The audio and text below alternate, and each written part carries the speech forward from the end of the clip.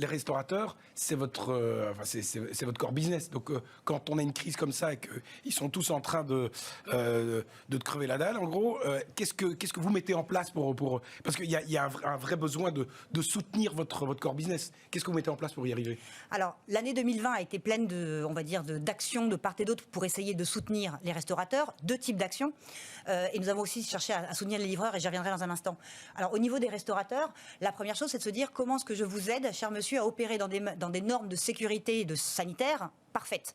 Donc, les aider à mettre en place ce qu'on appelle le contactless pick-up, peu importe, mais s'assurer que quand un livreur arrive au restaurant, il puisse réceptionner la commande sans contact pour le restaurateur. Et du coup, vous arrivez chez le restaurateur, vous lui donnez les bonnes pratiques, et tout ça, c'est votre investissement, quoi. Alors, tout à fait, il y a un très gros travail que fait Deliveroo, et c'est aussi une des spécialités que l'on a, de conseil auprès des restaurateurs. Pour vous donner un exemple, au moment du premier confinement, donc encore une fois, qui a fait vraiment un effet de tsunami, certains restaurateurs avaient peur d'être à court de certaines matières premières. Ça veut dire quoi? C'est-à-dire que leurs recettes devaient être ajustées. Ouais.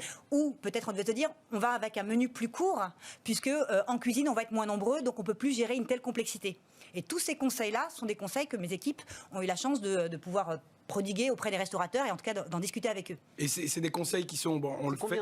C'est combien de personnes? Quand vous dites vos équipes, combien de personnes? On est très nombreux en France.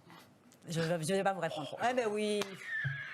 Non, mais les mecs, Stéphane, il va commencer à être frustré. Et les codes nucléaires, vous les avez? Non. J'en sais rien. Je vous prie de m'excuser. Mais c'est quoi? C'est plusieurs centaines de personnes? C'est plus d'une centaine. Enfin, oui. Ouais. Oui. Voilà, ok, d'accord.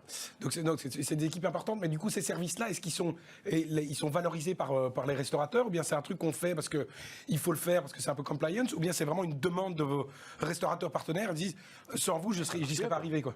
Je vais vous dire la vérité.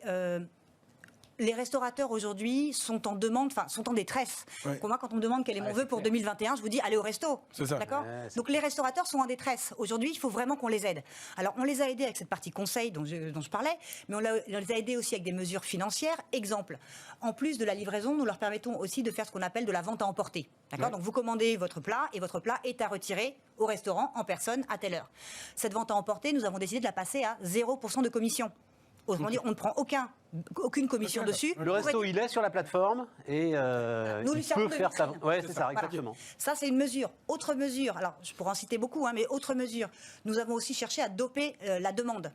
Donc typiquement, à la rentrée dernière, à l'aube du 2e confinement, on a mis en place, on va dire, une offre promotionnelle. Deliveroo opère avec un programme de fidélité qui s'appelle Deliveroo Plus.